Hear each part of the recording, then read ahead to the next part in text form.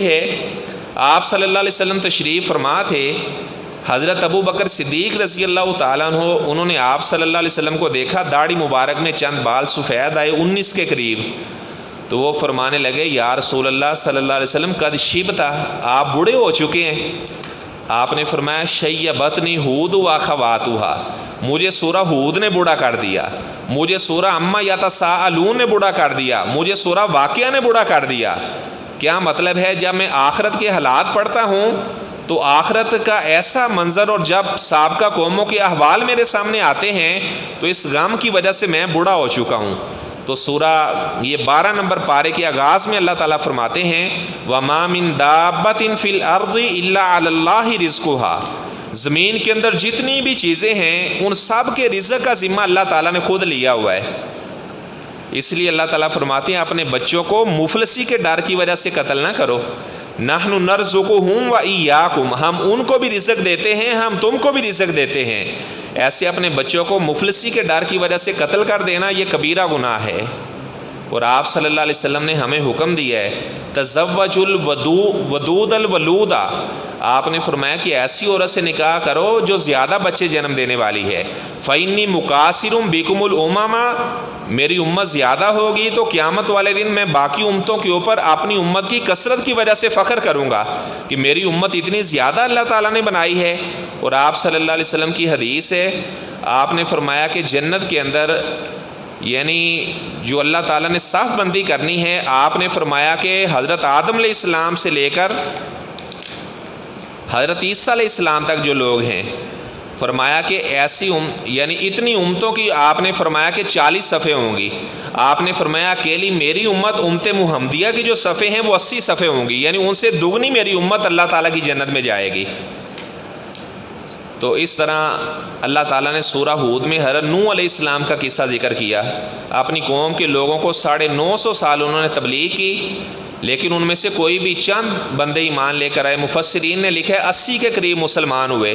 تو اللہ تعالیٰ نے فرمایا میرے پیغمبر نو وَاصْنَعِ الْفُلْكَ بِأَعْيُنِنَا وَوَحْيِنَا وَلَا تُخَاطِبْنِي فِي الَّذِينَ ظَلَمُوا إِنَّهُمْ مُغْرَقُونَ، فرمایا کہ اے میرے پیغمبر آپ ہماری آنکھوں کے سامنے کشتی تیار کرو۔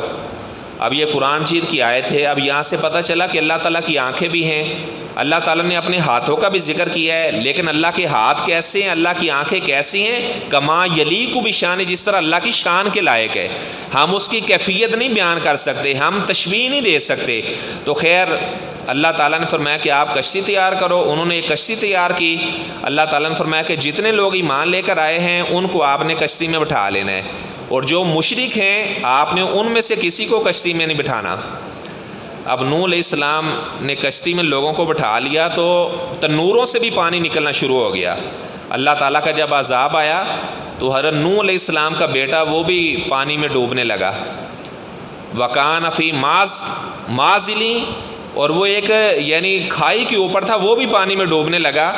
تو نوح علیہ السلام اپنے بیٹے سے کہنے لگے یا بنی ارکب معنا ولا تکن مع الکافرین، اے بیٹا آپ کشتی میں سوار ہو جو، آپ کافروں کے ساتھی نہ بنو۔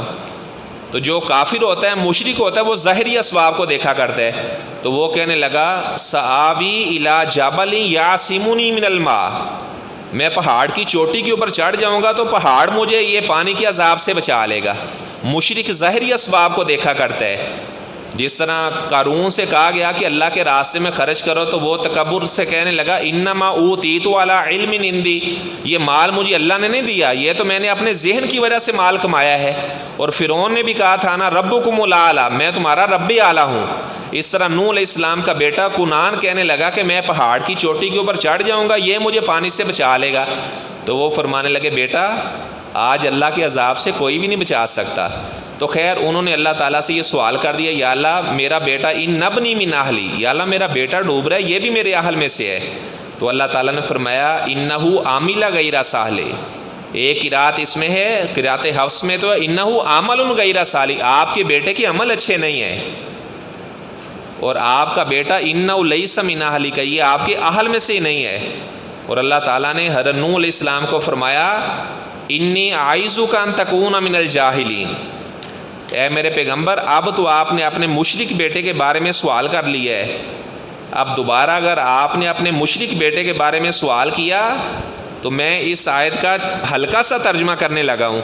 تو اللہ تعالیٰ نے فرمایا کہ میں آپ کو نصیحت کر رہا ہوں، آپ کا نام میں نبیوں کی لسٹ سے خارج کر دوں گا. وہ فوراً اللہ تعالیٰ سے معافی مانگنے لگے، یا اللہ مجھ سے غلطی ہو گئی ہے.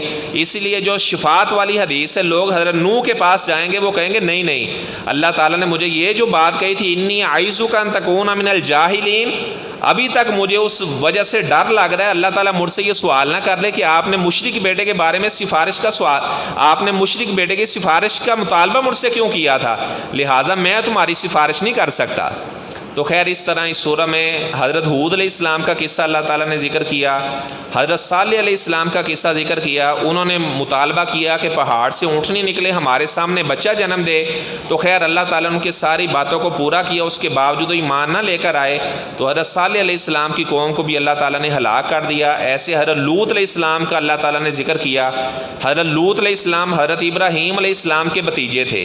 پہلے فرشتوں نے حضرت سارہ کو حضرت اسحاق کی بشارت دی کہ آپ کے ہاں اللہ تعالیٰ بیٹا دے گا، اور اس کے بعد وَمِن وَرَاءِ اسحاق یعقوب، اللہ تعالیٰ آپ کو اسحاق کے بعد یعقوب پوتا بھی دے گا، ساتھ پوتے کی بھی ایڈوانس ہی بشارت دے دی.